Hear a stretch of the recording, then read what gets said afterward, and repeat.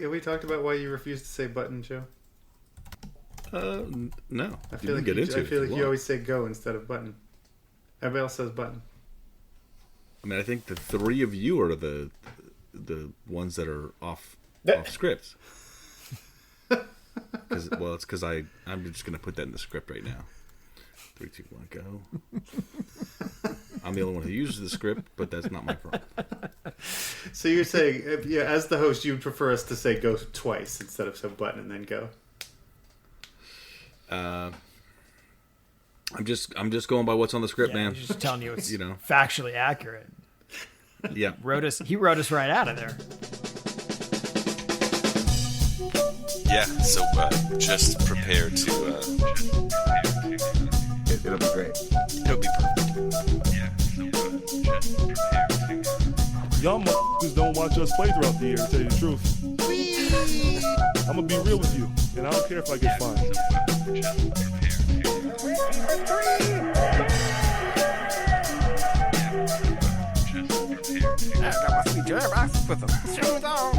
That train is off the track. I feel like you can't just jump through Neptune and be okay. Just prepare to... What the show needs is more dogs and bears and chickens and stuff. Yeah, so just prepare to be awash in unbeatable goodness. Welcome, Pacers fans. You were listening to the Undebeatables, your semi-weekly Pacers podcast. Today is Sunday, June 7th, 2026, and this is episode 819. Coming to you from Indianapolis, Indiana. I'm your host, Joey Gaffrida, the man behind the dials. This show, we're going to discuss the NBA Finals and present to you our yearly Undebeatawards. Joining me this week are all three of our analysts, coast to coast, like buttered toast. First, from the high school home of Jameson Brewer, Silver Spring, Maryland, it's the doctor, Jason Triplett. What is up, Pacers fans? What is up, Undebeatables? Birthday shout out this week. Shout out to my sister, media consultant for the for the Undebeatables, having a birthday this week, and chairman had a birthday last week. So shout out, double shout out, both of them. Yeah. Happy birthday to both of you. From Asheville, North Carolina, he's our in-house bartender, mixing up the drinks in the copper jingles, and now he's carbon neutral. John Colson. What is up, Pacer Nation? What is up, Undebeatables? I don't know. Here's to all the haters. Yeah, it's a long list, isn't it? Yeah, it is. And speaking of, from Tacoma, Washington, out west, it's our enforcer, John Harper. What is going on, fellas? Shout out to Nana, my mom, also having a birthday this week. And also, I think it should be known, I've slept in the same room as Colson before. He is not carbon neutral. That is just not a thing. Well, he pays the tax, the carbon offset tax. Planting a lot of trees. Yeah. Before we get into the show, I want to remind listeners they can support us, the longest running Pacers podcast, by heading over to patreon.com/undebeatables. You can support our show for as little as $1 per month. Shout out to new patron, returning patron Jay. Thanks for your support. Shout out. Headed your way. All right, guys. This is the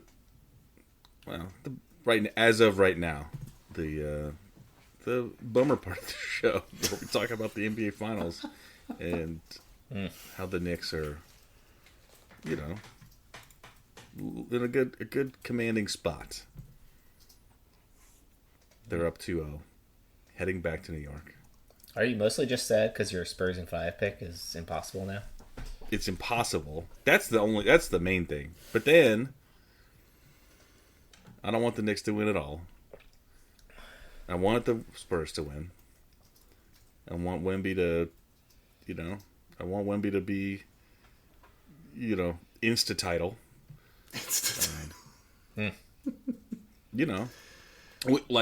And it's a bummer too, because the Pacers, beat this Knicks team.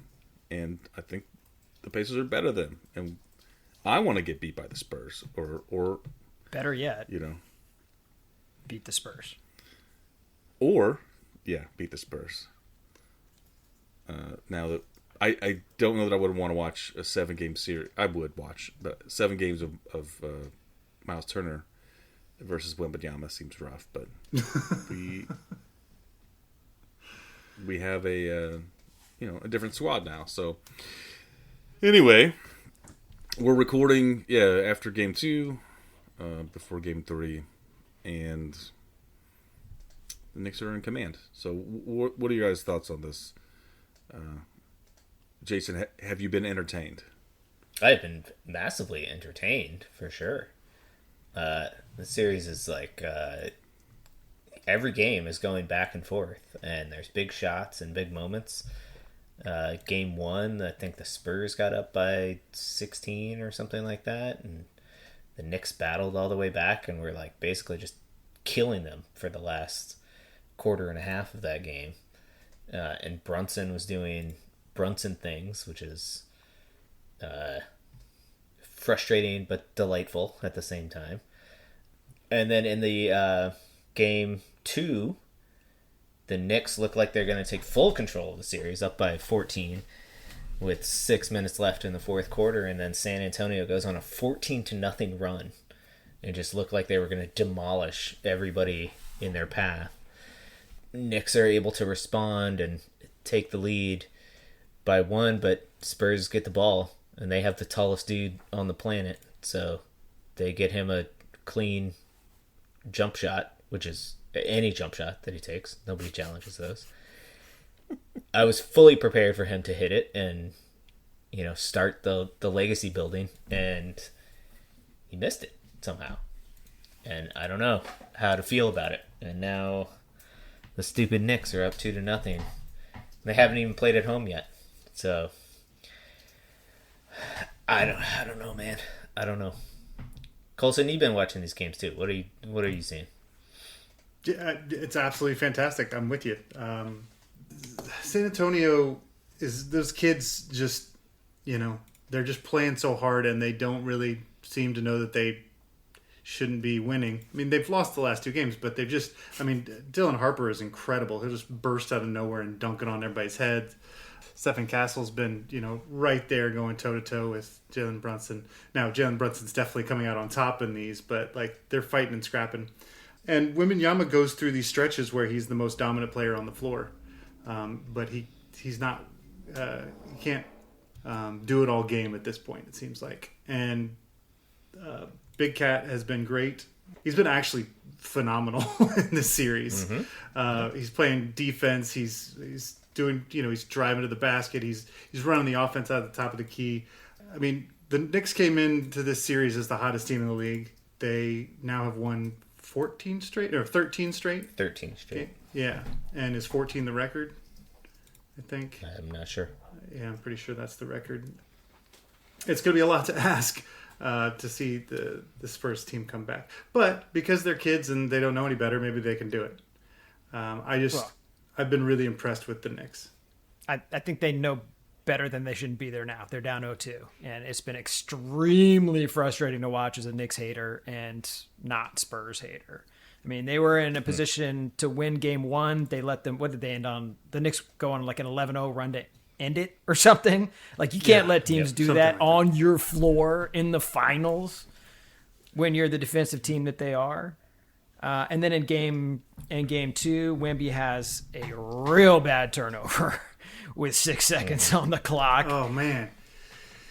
He just when they had the ball back. and the last shot. Yeah.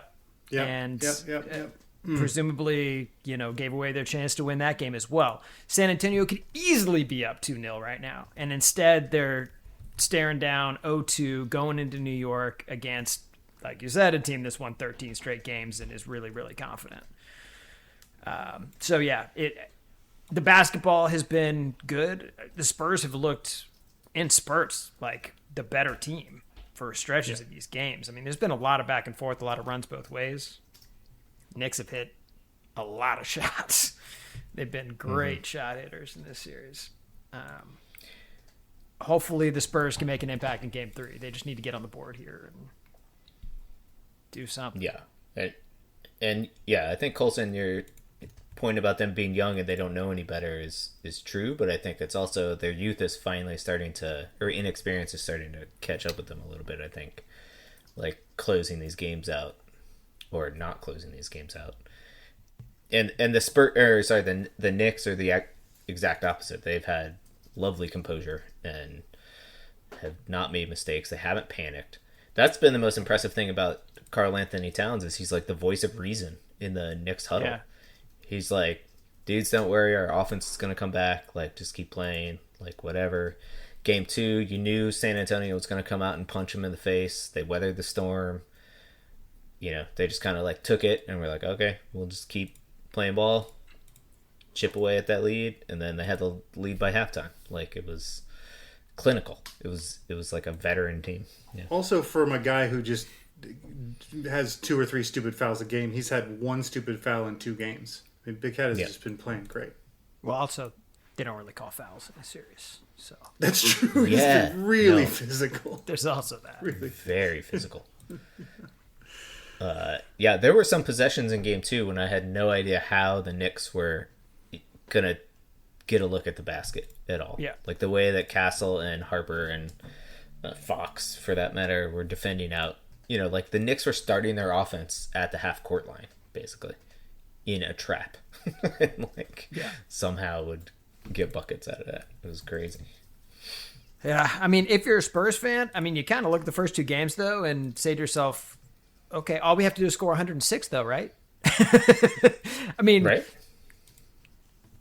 105 in each of the first 2 games for the Knicks. The Spurs just have not put enough points on the board. And they are a team that can score 106 points. Yeah. So it seems like if they can just maintain their same level of defense against this squad and, play a little bit better on the offensive end, they can at least make a series out of this. Yeah. That environment in Game 3 is going to be bananas, though. Well, I mean, they were half on the road in their own house in Game 2. Right. That's true. Yeah. Well, it's cheaper to, fly halfway across the country and get a finals ticket on the road. So Harper, what do you think? What are the odds here? What type of chance do you give the Spurs to? I mean, so what's their goal now? They try to take. Obviously, they got to win Game 3, but if they come out of this splitting the games in New York, can they still feasibly do it? I mean, they'd have to win the remaining 3 games, obviously. Yeah, I mean, you're going to have to tie some games together, right?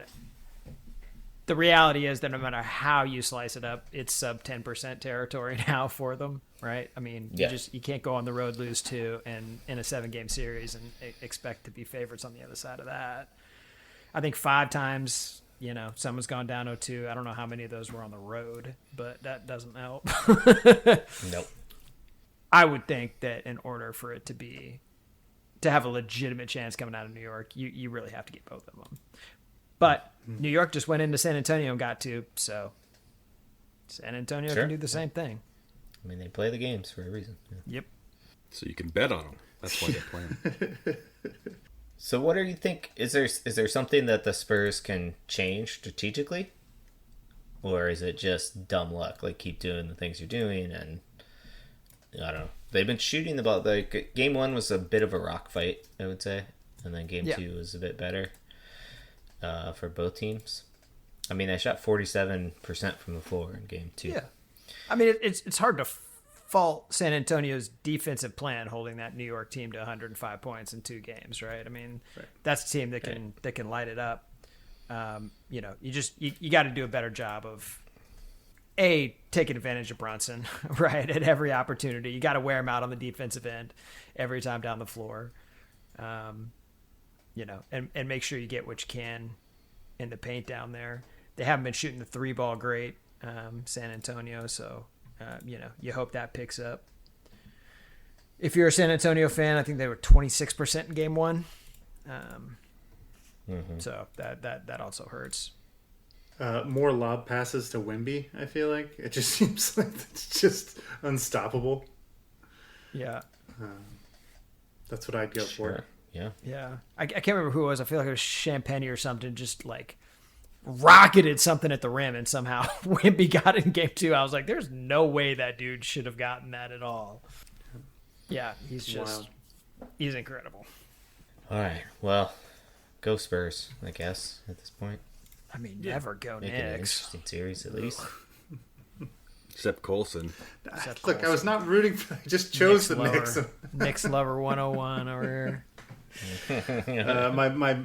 My gamble's not even looking that good right now. Knicks in 6 seems even far fetched. This feels like a Knicks in 5 at this point. You just slow your roll over there, sir. So game 3 Monday. Yeah. Game 4 Wednesday, if necessary. Game 5 Saturday. Game 6 would be the following Tuesday. Would game 7 then be on that Saturday? The following Friday. Friday. Friday the 19th. Juneteenth. Well, I mean, the Spurs have won 5 titles in the last 26 years, and the Knicks haven't won in 50.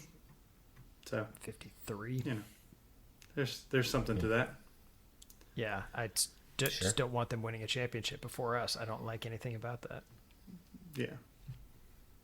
I mean, the only silver lining is that the chances of them, repeating seem very slim. So maybe if they win next year, it all but locks them out of winning this next year statistically somehow in my brain. But well, they only broke through the finals because we were, took the year off. So this is their only chance. They got to know that. That's probably their locker room. Halftime talk is like, "Hey, Pacers are coming. This is our chance." They'll be back next year to knock us out. Between the Pacers and the Spurs, like, this is it.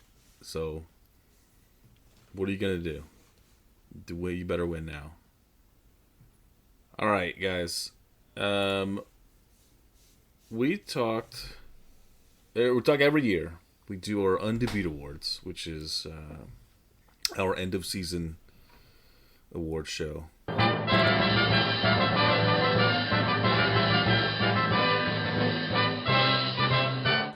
We do have one of our awards to hand out, I think. As I've called them, the Undebeatawards. We'll just make everybody else a winner.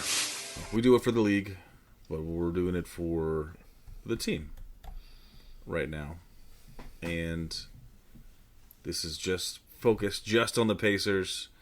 And because of that, we gotta alter some of the awards just a little bit.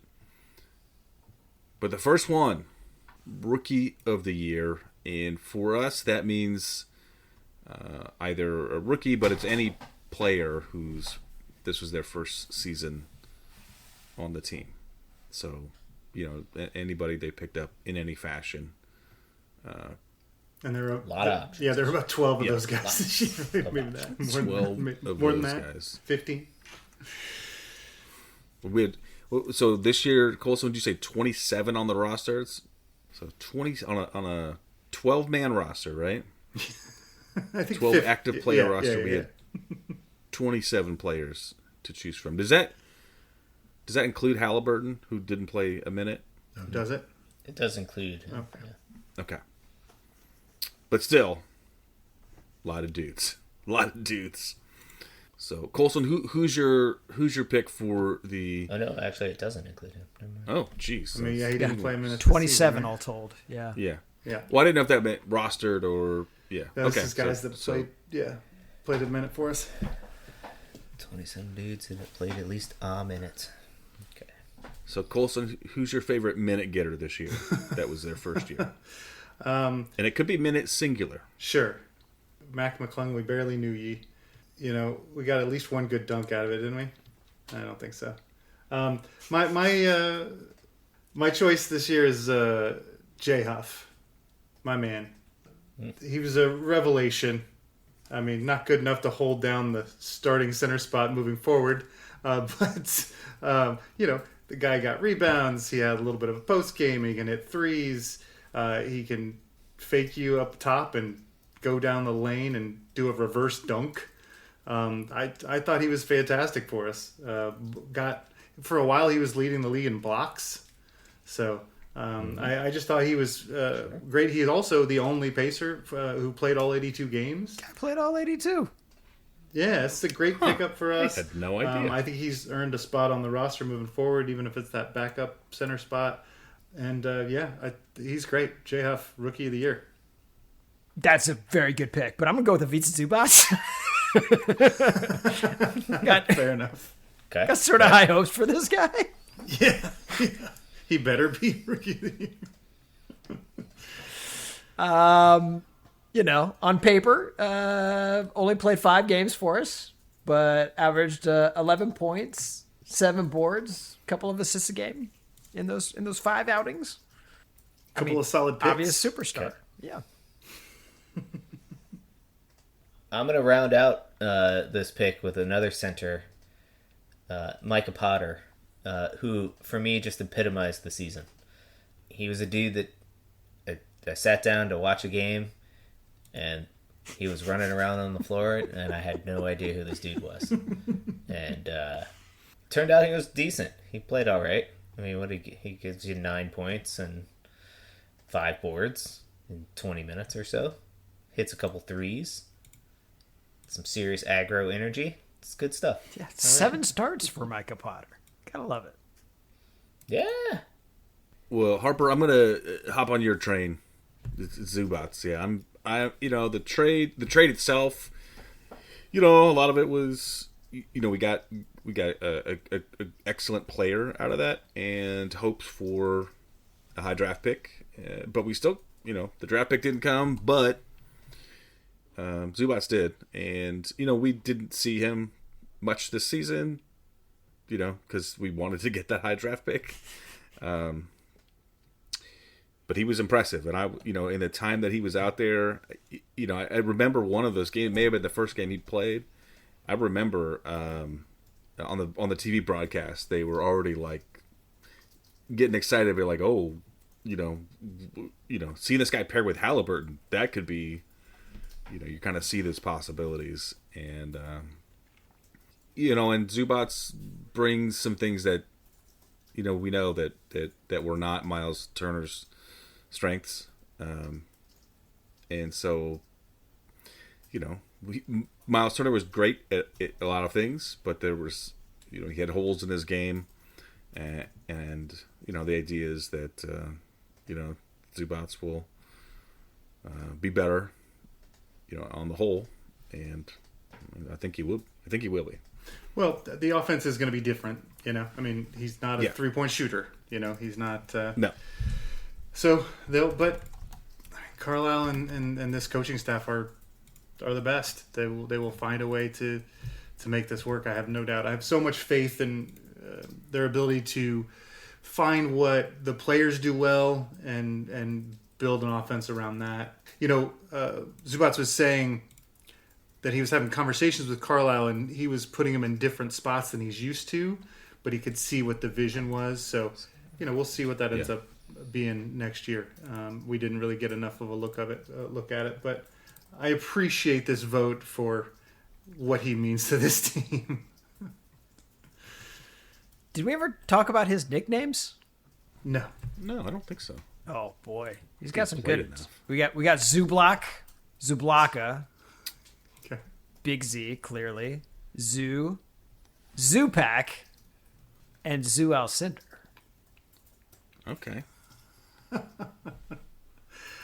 I do like Zoo is pretty easy to go with. I like Zupak. Was it like Zupak? Is it like Zupak. It's like Zupak, right? Yep. Colson, do we have to do this one Quaker style, or how does this one? No. That's only for the league awards. This is our award. This is the Pacers specific one. It's a way to kind of talk about the team, so we don't have to agree on any of this. It's like, what about this guy? Is what it's like. Yeah. All right. Well, let's move on to Coach of the Year, and this one's a little limited than compared to the League One. But we have, of course, Rick Carlisle is the head coach. I'll just go ahead and read the rest of the coaches. Gennaro Pargo is assistant player for player development, along with Isaac Jakob and Maurice Baker. Then the folks we'll see on the bench, Jenny Buchek, Lloyd Pierce, Johnny Carpenter, and Jim Boylan all have the title assistant coach. So who was your favorite coach of this season? Again, it was a weird year, but who takes the cake in this year we sat? Harper, who are you looking at? I mean, this year was all about player development, so you got to go with either Isaac Jakob or Gennaro Pargo. I'm personally going to go with Isaac Jakob because okay, it's been my dude since day one. I think that's come out in the pod clearly. Yeah, you've been talking about him so much. So much Isaac Jakob. I think you were calling for the team to bring him on. I think that's what I remember. What was the new paradigm that the team was? The growth mindset. The growth mindset. That's what I was looking for. That they should have like a assistant coach for growth mindset. I think that's maybe they wouldn't have gotten fined if they had that. That's right. JT, what are you thinking? I'm going off the board for this one, and going with Tyrese Halliburton as my coach of the year. I thought he was. It was lovely just to see him at games. I thought he was still bringing that joie de basketball and coaching the guys up and giving them energy. He left for a while when he got shingles, and the team immediately went into a 14-game slide or something like that. And then he came back, and they started doing all right again. So, he's my guy. I'm hoping that he, by stepping away, got to see the game even more in its entirety and learn, is going to come back with some extra superpower. Which, by the way, I was at... we went to a friend's pool today, and they had a basketball court there, and so we were shooting some hoops, and there were some neighboring kids, playing, and they were all shouting out Halliburton. It was like, oh, nice. Halliburton, cash. Nice. So he's still in the conscious Kobe of the kids. They say Halliburton now? Yeah, nice. Exactly. I like it. Which is cool because it's been like a year since he's played basketball. Yeah, exactly. Yeah. But then you remember he had 4 epic game winners in the playoffs last year. Absolutely. So, that's my vote. Colson, what about you? I don't want to ride your coattails, Jason, but I literally had Halliburton written down here and circled. Sure, you did. I would show you, but then you'd see all the rest of my answers, so I don't want to.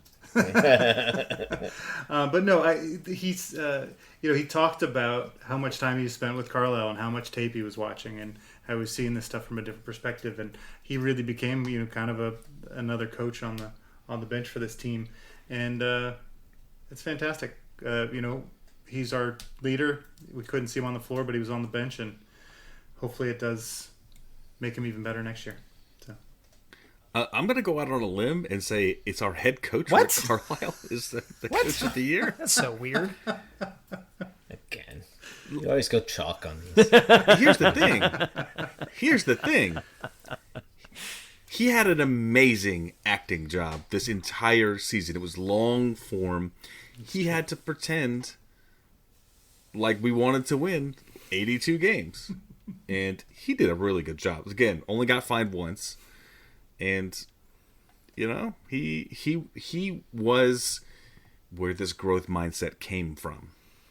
And so to him I tip my cap and say, you earned those 19 wins, my friend. Never a bad pick. Rick Carlisle's amazing. The third category, the DPOY, Defensive Pacer of the Year. This one might be hard. This one might be hard. Because we didn't play any defense. Not a lot of defense going on for this team. So, yeah, we won 19 games. We lost 63 because we weren't scoring and we were being scored upon with great ferocity. Jason, who is our best defender? I'll take Halliburton on this one. I don't know. Our defensive rating was 118.8, which was somehow 23rd in the league. I wrote down, who did I write down? Jay Huff, I think, because he blocked some shots. He did. Sure. Yeah, he did. Yeah, I couldn't remember other people playing defense. So. A bunch of guys didn't play. Like, a bunch of guys. My guy, Neesmith, he didn't. He did great when he was on the floor, but he didn't play a ton of games. So, whatever. Yeah, no, he's my guy too. He was. I mean, 2 years ago, when he came back from injury, is when we sort of got our defensive mojo, and I feel like the 47 games he played, our defense was slightly better. I don't have any numbers to back that up, but that's how I felt. That guy hustles and usually has to take on the best scorer, and I feel like he was playing such good defense that he had to have some extra days of rest, otherwise we might have won a game. Yeah. Harper, what about you? Yeah, I also had Jay Huff circled there.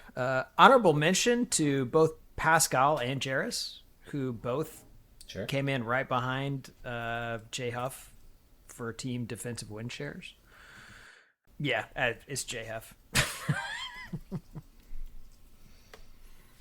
Jay Huff winning awards. Not unanimous, but he's... I did not see that. It was not on my bingo card. Oh, actually, you know what? I'm going to give it to Neesmith because I don't have anything else to give Neesmith. Okay. All right, there we go. Sixth man of the year. Huff is eligible for this one, too. He did not start too many games. Harper, I'll start with you on this one. Do you want to go right at Jay Huff for sixth man of the year? I'm gonna give this award to Jarris. Jarris is my dude. Okay. He had a good year. All right. Like it. Yeah, I think that's a good pick. Jason, what about you? For sixth man? Yeah. I went with a sympathy, or not a sympathy vote. That's not right. Consolation? I don't have words anymore. Sentimental vote. There you go. Ethan Thompson for this one. I felt like when he got minutes, he came in and was relatively productive and, played like a professional basketball player, which I appreciated. I don't think he's long for this team, or maybe even the league in general, but yeah. Played his butt off. I feel like Jarris Walker, I was leaning for him too, but he became a starter at some point. So yeah, Walker played 76 games and started 41 of those. Yeah, you can do whatever you want. Sure, awards. It's our awards. I was going to give it to Pascal. Actually, no. I'm gonna about it. No, I'm gonna take it back because I'm changing another one of my awards. So I want to give sixth man to Ben Shepherd. Okay. So Ben Shepherd this year had to take on some extra responsibilities. Yeah, he did. If you'll remember, there was a point Shepherd period where we had him starting point guard, but which increases turnovers. But he did have increases in field goal percentage, 3-point percentage, and PER over this year, and he was forced to learn how to make plays, basically, which I think could pay dividends around this time next year when we're in going to game 3 of the finals against the Spurs. Early in the season, we were like, "What happened to Ben Shepherd? Like, this sucks. He was so good for us last year." And yeah, because we were asking him to do a whole bunch more stuff. But he definitely was part of that growth mindset and learned some stuff. Good pick. I'm gonna go with the guy I go with every year and have every year and will continue to go with every year until he's no longer a Pacer. That's TJ McConnell. He's the heart and soul of that second unit. He is the most pacery Pacer. He's Floor Burns Incarnate. And he didn't play as much as he normally plays this year, And at some point he's going to lose a step, but he hasn't yet. He's amazing. TJ McConnell. Yeah, he is my vote as well. Because he is the most pacer to ever pacer. And, I think probably because he was, you don't want your second units, making big gains against the other ones. So let the guy take a break. He had a lot of burn in the last season. He's 33 now, so you gotta rest those bones. Yeah, he's like basketball 32 because he took a year off, though, right? It's like, That's right. That's true. That's right. That's true. This one should be interesting. The most improved pacer, Coulson. Is it Jarris Walker? We talked Ben Shepherd. I think we got some good people we could talk about in this one. Who you got this season? We do have a lot of good candidates, but it's Jarris Walker. This season ended up ultimately being about whether Jarris Walker could be a basketball player. And there was some rocky moments there where we weren't sure. But it seems like by the end of the year, he looks like he's going to be a contributor on this team. So, he went from playing spot minutes and having some, wonderful passes and some, big 3-pointers for us 2 years ago to being a guy who was a big part of our offense. And, there was definitely some growing pains in there, but I think that was what we got out of our 19 wins was seeing that Jarris Walker could be a basketball player. Harper, where you at? Yeah, I got Jarris too. He made real strides this year. That's my dude. I'm very excited for what he's going to bring next year, which is why he gets an award and a half for me, I guess. So I reneged on one at the last second. I do want to give a shout out though to Johnny Furphy. Yeah. He really did make some strides this year, and it was really heartbreaking to see him go down. But, he looked like the game was starting to come to him, and then, tragedy struck. Jason? So I actually went with a different guy. So I had Ben Shepherd written down, but then I was doing some sleuthing. And I'm going to go with Andrew Nimhard on this one. Oh, okay. So Andrew Nimhard, another dude that got new responsibilities thrust upon his plate, and he handled it quite well, I thought. I mean, he only played 57 games this year, so you probably don't remember seeing him do good things, but he was doing really good things out there. In only 2.5 more minutes per game, he increased his scoring by 7 points, and his assists by 2.7 from 5 to 7.7. And he had increases in 3-point percentage, true shooting percentage, free throw percentage, and PER. His PER jumped from, where did it go? 11.7 to 15.7 this year, which is quite good. Yeah. And obviously he's going to be a key part of what we do going forward and whatnot. So sure. I love that growth from him. Yeah, no, that's awesome. Not only did he shoot his career best from 3-point land, but he on double the number of attempts that he took last year, right, almost, which bodes really well for us because we do need. We know how important that 3-point shooting is, and without Turner, it's going to be even more important for our guards to be knocking those down for us. Yep. For sure. Yep. Yeah, and it just gives you one. If Tyrese is having an off night or whatever, gets in foul trouble or something like that, you got yet another ball handler that can run the ship, which is good. Yeah. Also, he's my new favorite pacer, so that's my nice. Okay. Well, when did that happen? Well, after Matt and I traded about midseason. Yeah. But right around the trade or the trade deadline. He, to be fair, he was like making his case in my head anyway at that point. Because I love the way he carries himself on the floor. He's fearless. He does not back down from anybody. He's confident. He's not as smooth and creative as Mathern is, but he's just a tough MFer. Yeah. And I think he's one of the reasons our team is special, right? To have another ball handler in that back court with Halliburton. I mean, also, didn't he steal a couple of late inbounds passes in the playoffs to get us comeback wins? Like, Yeah, the he dude's, got us McConnell. Hit some ginormous 3-pointers. dude's a baller. So my vote actually is the same as Harper's exactly. It is Jarris Walker but specifically with a nod to Furphy, who had a good year, but didn't play enough to. But I think Furphy was one where we're like, this dude has a lot of physical gifts, but I don't know if this guy's going to make it in the league.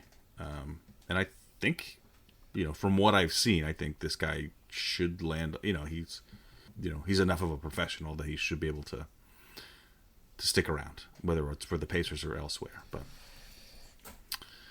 yeah, Jarris Walker also, he very much showed himself for a guy who should be on somebody's roster for some time. Hopefully for the Pacers, and hopefully next season. He's been around when we were not in a growth mindset, and so maybe this guy is going to be able to contribute on a deep playoff run. Like you get the best of what we saw this last season from Jarris Walker. Like he's got to come off the bench in a playoff game, especially against a team that doesn't have a deep bench. So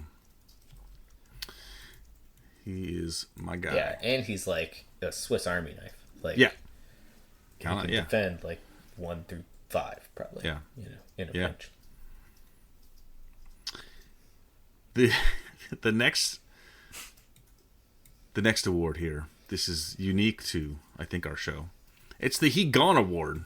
Who is the player on the Pacers who you think there is no way will be back this next season? And if you've been traded away, I think you're ineligible. So I need some help then, because I don't know who was on the roster at the end of the season. I don't know which of these 27 names was actually still employed and hadn't already been let go. Because I wrote down Gary Bird, because that guy had a moment, but there's no way he's coming back. And who? Gary Bird. Gary Matthews. Gary Bird, man. Oh. Garrison Matthews. Okay. Yeah, I'll say he's eligible. Joe's decided. I mean, maybe we look on the Basketball Reference page, the roster page on Basketball. So I'm on the SPO track page, and okay. So you've got Siakam, Halliburton, Zubats, Nembhard, Toppin, Neesmith, McConnell, Walker, Shepard, Huff, Quentin Jackson, Johnny Furphy, Cam Jones, and Micah Potter. Do you have Slauson and Brown? And Taylon Peter? Hold on. So you also have on two ways, you have Ethan Thompson and Taylon Peter. On cap holds, you have Gabe York, Jalen Slauson, James Johnson, Kobe Brown. So those guys technically are unrestricted or restricted free agent. Actually, they're all unrestricted except Jalen. Jalen's a restricted free. We have James Johnson on the cap hold for 4 more years. I guess we used the stretch provision on him. I don't know. Because that guy's not coming back. Okay, I understand now. Do you? I don't know if that was helpful, but no, I mean I understand. Sorry, I think I understand who is eligible to be a He Gone guy. So it seems like the obvious pick is Micah Potter, since he does not have a contract for next year. He has a team option, yeah. Is what I'm seeing. Correct. Yep. Yes, you are correct. Which is kind of crazy. I mean, that this offseason is just... So if you lose Micah Potter, you've only got 2 legit centers. But we've also played Toppin at center. I mean, one could argue if you kept Micah Potter, you only have two. Yeah, that's pretty true. Yeah. Ouch. Yeah, fair enough.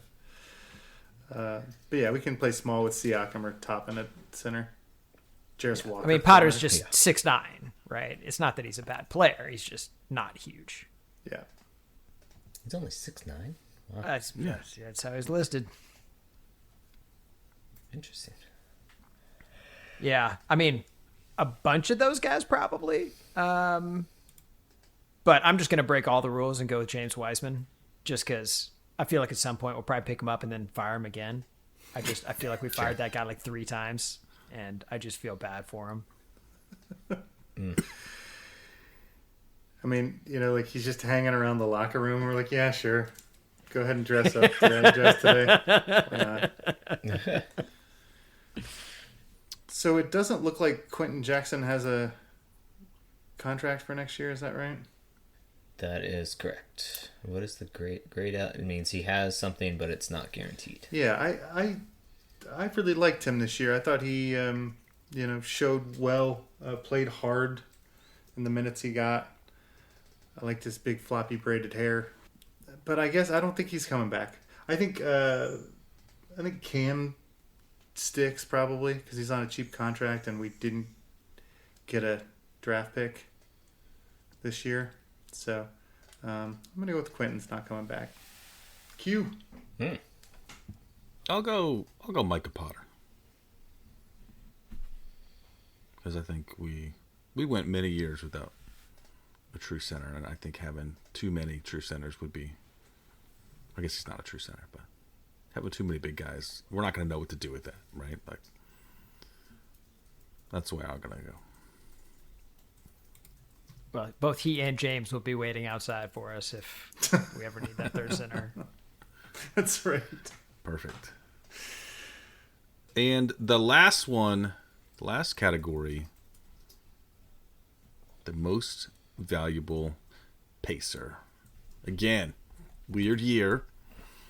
I'll go out in front of this one and say it's our all-star Pascal Siakam. Far and away our best player. I'll go chalk and say that guy.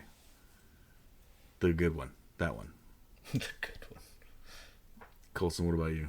Yeah, I'd love to pick somebody else, but I think I had like 4 different rants during the season about how good Pascal Siakam was. I think I did research to prove how good he was. Like there was a lot of effort for me trying to explain how he's rocketed up my top 25. He was the heart and soul of this team. He carried it. He worked so hard. He was just sweating his ass off, hitting these really important jumpers in games that we were ultimately going to lose. And I'm really looking forward to him getting a chance to play on a winning team again next year, because the moment he showed up is the moment that we started doing deep playoff runs. This guy is essential to what we do, and I'm looking forward to a year where he can get some wins for how hard he plays. Jason? Yeah, no doubt. I mean, it was a pleasure to watch that dude play. Like, he definitely has been one of these guys that when we traded for him, I was not over the moon about it, but in retrospect, like, I've thoroughly enjoyed watching this dude night to night.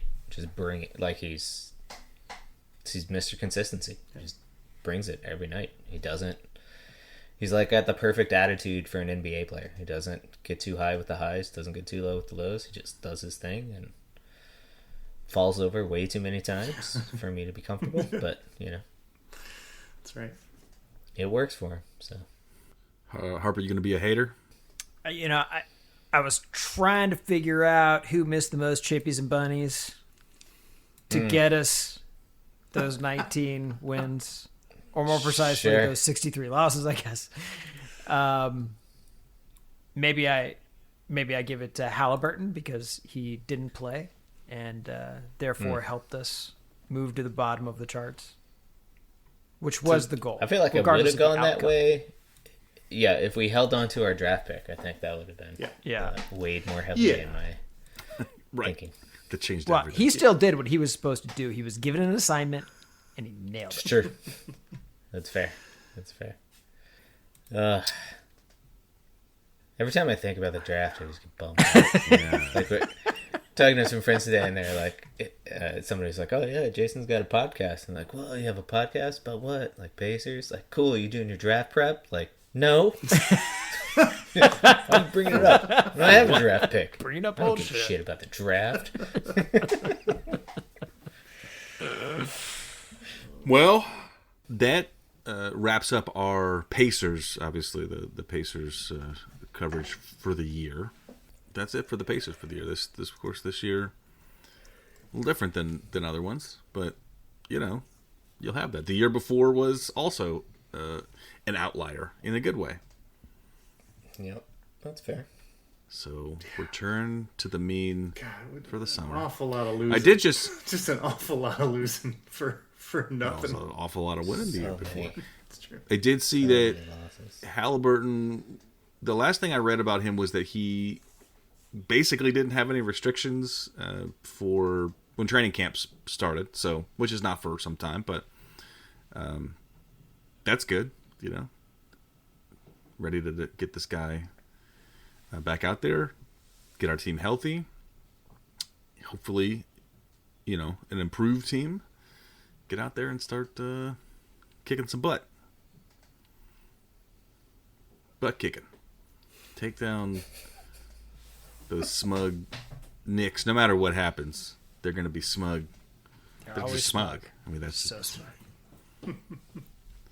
even if their team is usually bad, like objectively terrible. What are you going Just to like do? most of the time, right? I'm ready. I'm excited for next year. It'll be good. You don't need this stinking draft. You don't need this unproven young people. Today's kids are soft. That's what I'm getting at. Maybe that's my cue to end the show before I go on a rant about young people. Go Spurs, go is what I heard.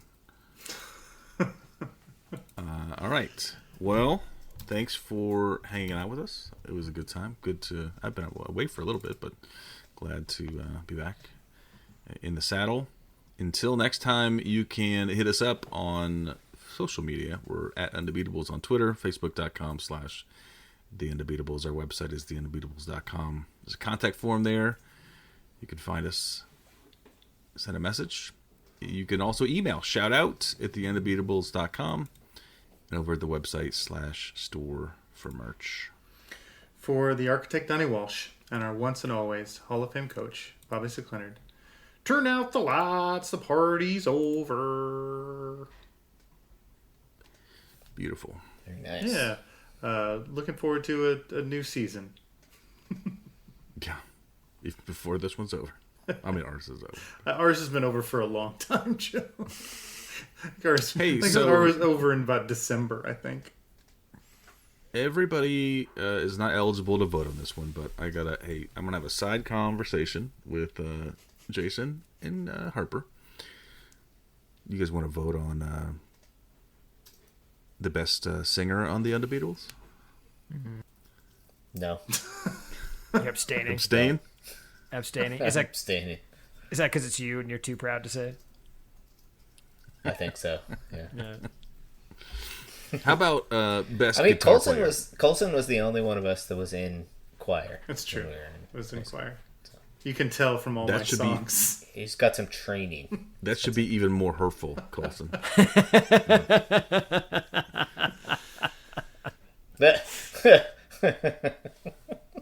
Jason, I think you win the best guitar player and best bass player. Oh, sweet. Nice. Cool. Harper, with your fist, you can drum anything. Thought you were going to give me Like like an those attendance fools. award or something. The best ability is availability, Harper. I can't believe Jay Huff played 82 games. Yeah, and he won a bunch of Iron our Man. awards. Yeah, It's the Huffasance, baby. that's right. Huff a song. The Sons. It's the highlight of our year. And next year he's going to hit a big three, to win a game. He's going to block a shot when we need it. I'm looking Just forward a to first dunk for no reason. And I'm looking forward to JB He's going to back reverse on the team. dunk. Reverse dunk so hard. I don't think I ever saw him dunk straight, like forward. Oh, every forward? Yeah, I was going to say he dunked all the time, but yeah, it was always reverse. Why would you? If you, it's easy mode dunking, straight on. Man, Zupac better be good. He better be just so good. Zupac. That dude would just every time we played the Clippers, he would just destroy us. Yeah. Which I guess doesn't guarantee, but like he was good against us. Yeah. He's off the board,